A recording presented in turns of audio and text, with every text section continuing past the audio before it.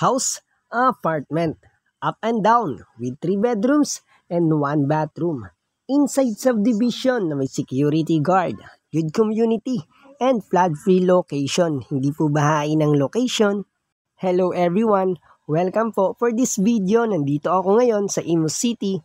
Chinecheck ko itong bahay nila. House apartment po yan na may 3 kwarto. May sariling metro ng kuryente at tubig. Fully tiles ang flooring, bagong pintura.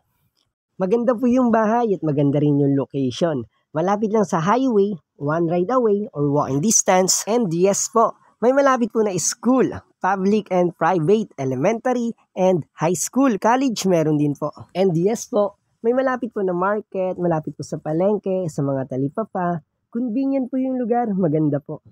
This part ng video, nandito na po ako sa labas ng bahay. Check nyo na po natin yung kanyang community. Yan, kung mapapansin nyo, medyo mapuno, medyo tanghali po ako nakapunta rito.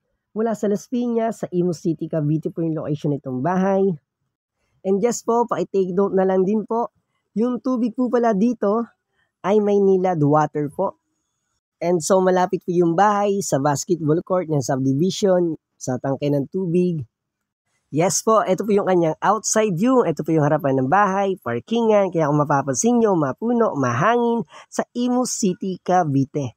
Yes po, house, apartment, up and down with 3 bedrooms and 1 bathroom ang location sa Imus City, Cavite. Maraming salamat po sa mga suporta ninyo. Maraming salamat sa mga nakaka-appreciate. Sana makatulong itong video sa naghahanap. Sana matulungan kayo ng mga content natin. Sana nag-e-enjoy kayo. At yun lang naman po guys. Ulitin natin ha. House, apartment, up and down with 3 bedrooms ang location sa Imus City, Cavite. Salamat po.